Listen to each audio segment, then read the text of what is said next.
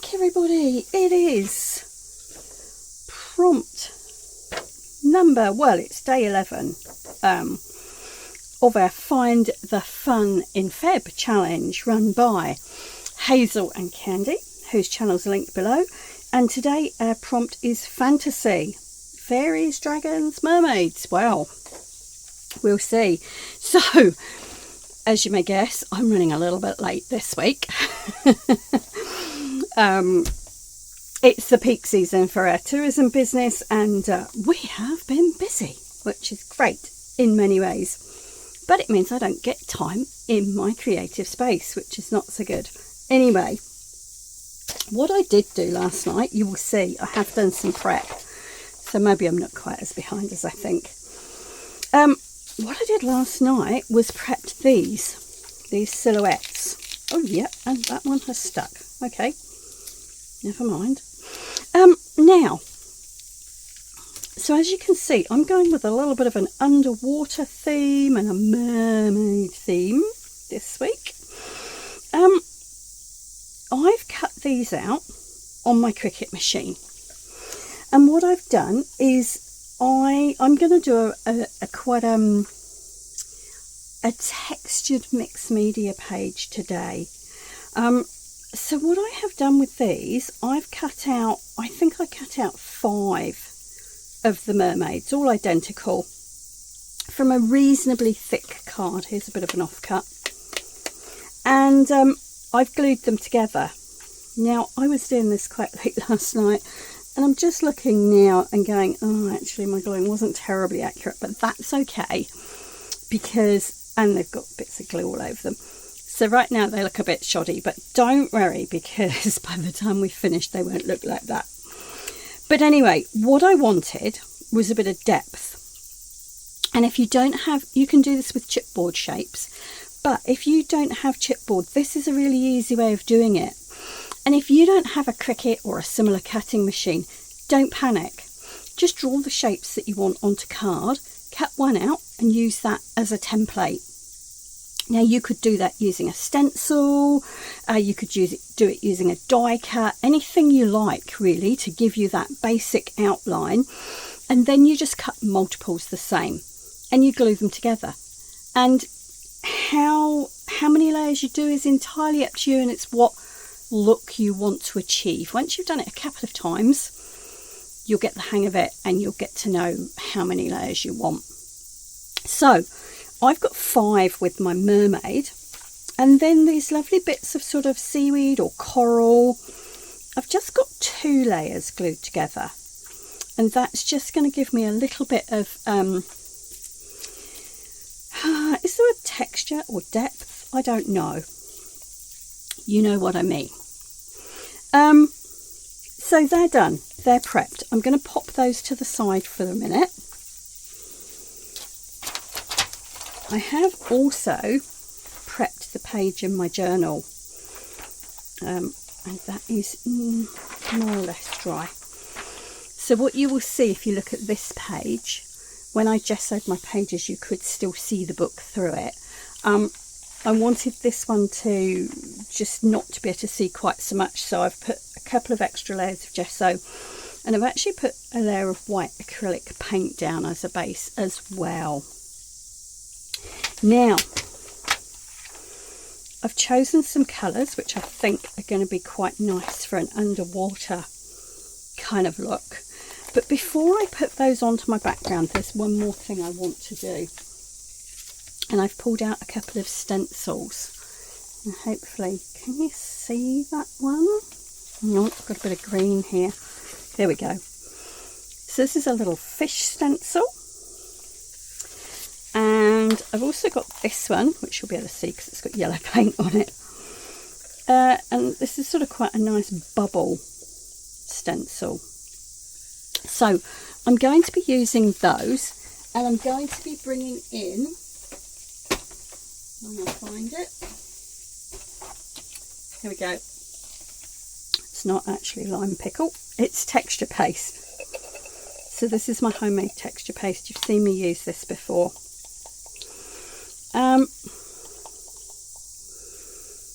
And again, I'm wanting the texture, I'm wanting some things to be raised up. So my thoughts is to add some bubbles at the top and maybe a few fish down the bottom somewhere. I don't want lots and lots of fish, just a few. So we'll see. Right. That's not sitting very flat today. When I finish today, I think I'm going to have to put it under a book or something to flatten down. Right. Bubbles.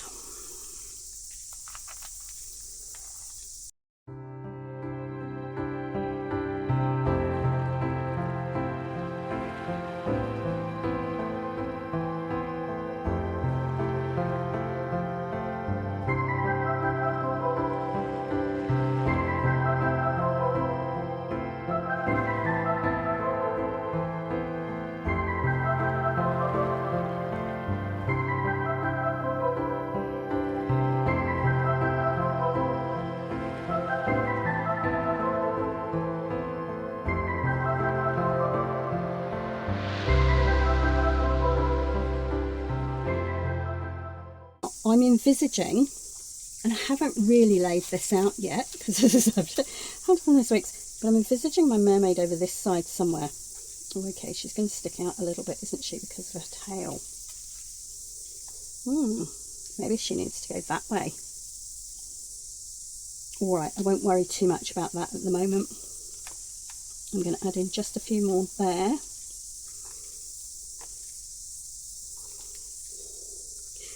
Right, let's put that to the side.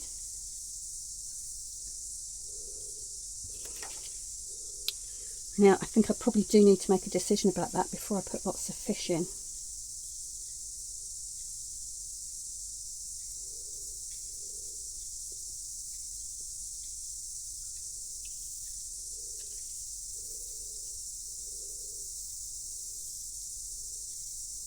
Do you know what? I think I'm going to put her on that side. So I'm just going to put a few fish down here. Grab a little bit more paste. I'll link a video below that gives you the recipe for this paste if you want to make your own. It's really easy, and it's much cheaper than buying it.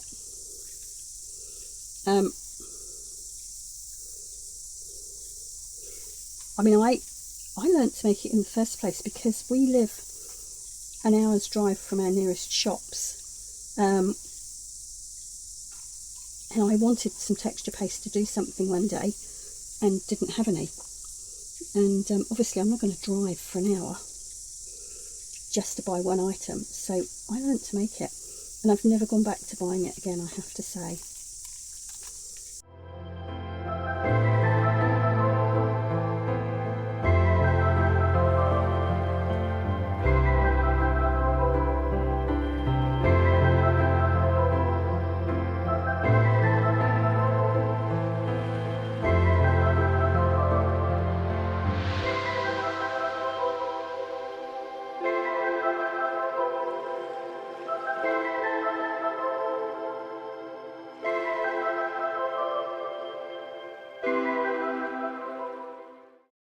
Okay, that page is still just a little bit too wet to put paint on, but I have done a little bit of a layout, and these are the pieces that I think I'm going to use.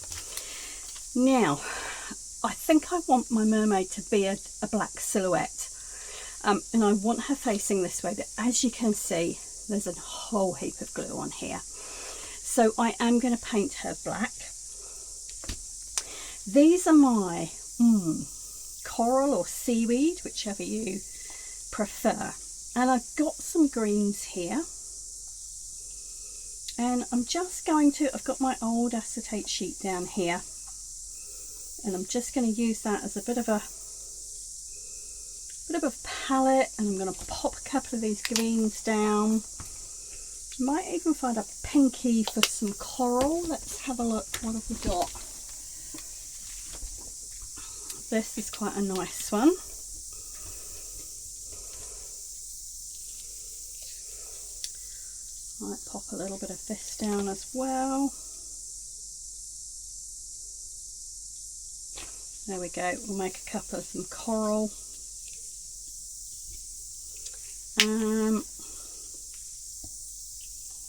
And what I'm going to do is to just paint them. Now, I could have cut these out in green or, you know, whatever colour I wanted. But I kind of prefer painting things because you can get a bit of a variation in colour. Now, black probably wasn't the best choice. Originally, I tell you why. Originally, I was thinking that these would all be silhouettes. When I've looked at them on the page, I've actually thought that's probably going to be too dark. So I have decided to paint them. Now, had I decided to paint them in the first place, I probably would have cut them out of a lighter colour. There is the top of that one there. I probably would have cut them out of a lighter colour cardboard. But, hey ho, that's the way things go, isn't it?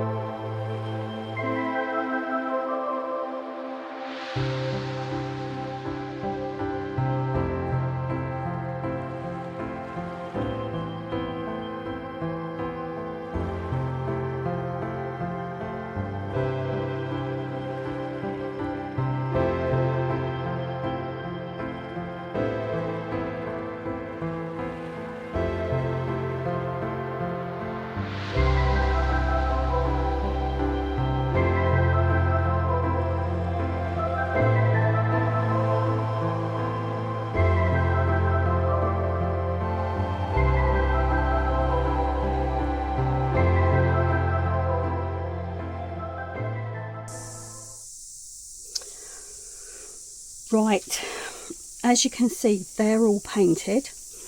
I'm going to leave them to finish off drying.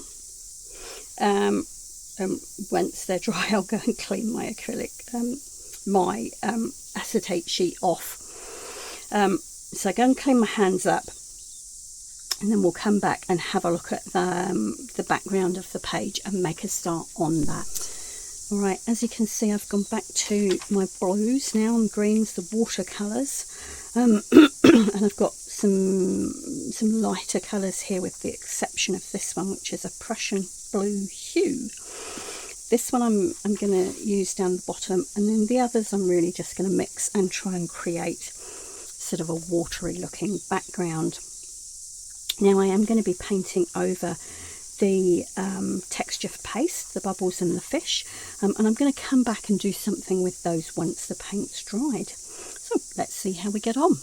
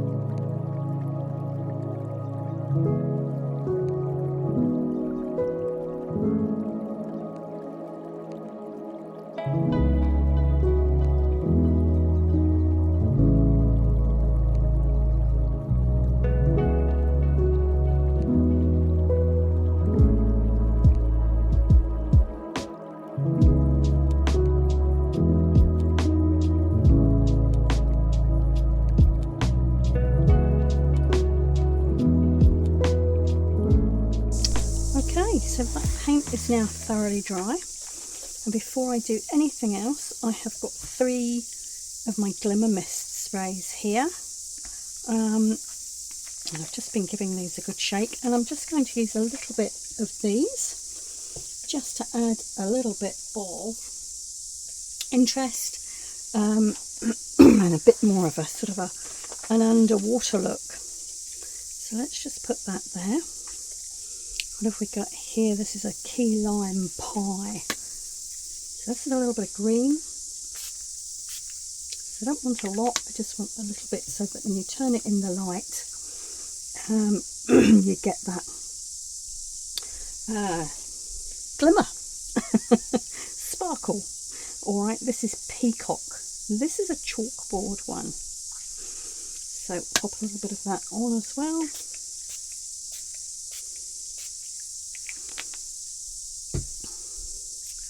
And finally, we've got a little bit of silver,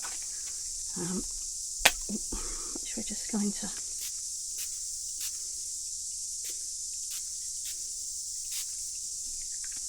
there we go. Now, there's a little bit more green there than I really want, so I'm just going to take a little bit of that off. There we are, that's better. Alright, now I don't know whether you'll be able to see on the camera, and the light is starting to go now. It's still a little bit wet, but when that dries you will get a little bit of a sparkly effect there. Alright, I've had to put my lights on because we are starting to lose the daylight now. It's evening. What I have just started to do here, and hopefully you can see and it doesn't look too different, I've got a metallic marker and I've got a white gel pen, and I'm just picking up some of those bubbles, and some of them I'm just giving a little bit of a highlight, and some I'm doing completely, and that's just to, as I say, just to pick some of them up really and make them stand out a bit more.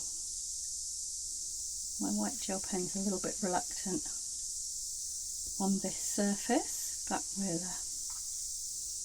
we'll go with it.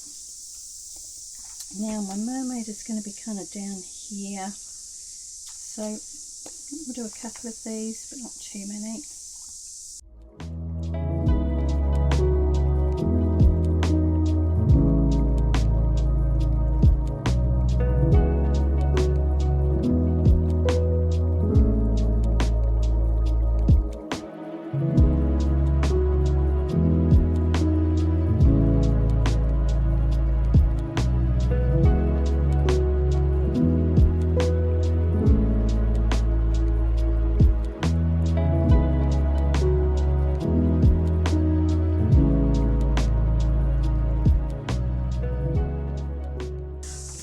Now the other thing I've tried just down here, I have this, this is made by Deco Art, and it's a metallic luster, and this is a copper. Now this had dried up quite badly, and I went online and did a bit of research to see how to reinvigorate them. And because apparently it's quite a well-known thing with this particular brand, and what I found was, well, with a bit of an experiment, I actually microwaved this for about 15 seconds, so really not long at all, and then I added just a few drops of warm water, sealed it up and left it overnight, and it seems to have really certainly made it far more usable, because it had got so dry that that it really wasn't usable. And as you can see, what I'm doing, I'm just picking out the fish, and I'm just giving those fish a little bit of a metallic sheen there.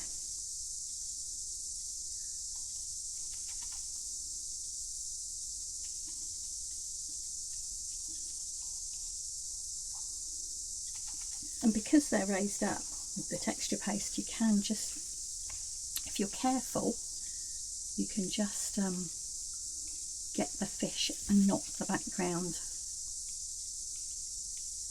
Now I only have a copper one of these, unfortunately, because otherwise I might kind of pick a silvery colour or something like that, but that's okay. I think this is just picking up the fish quite nicely and just adding a little bit more interest. And you could even do a couple of these bubbles a bit lower down. They're a little bit more difficult, as you can see. Yeah, I think that wasn't the wisest idea. I think that's going to be under the mermaid, so I'm not too worried. Right.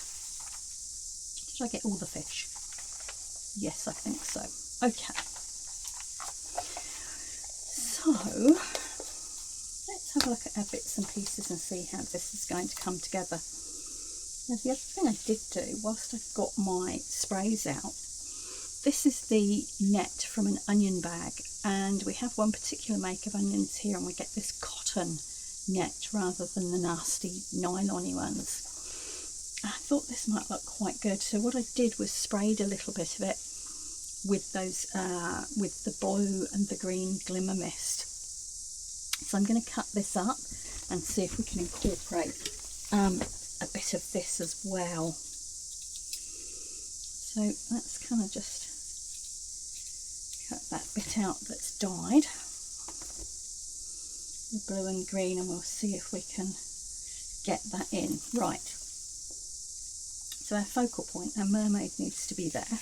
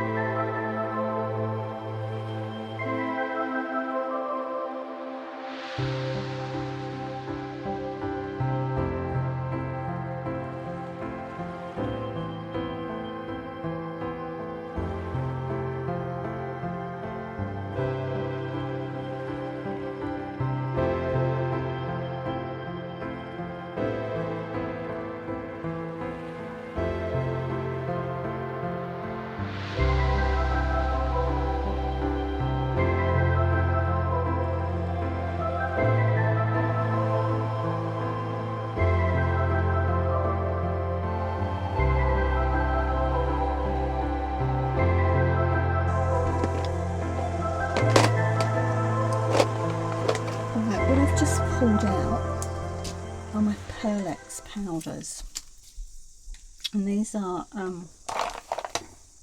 mica powders, and I just want to add a little bit of something to the mermaid. I'm wondering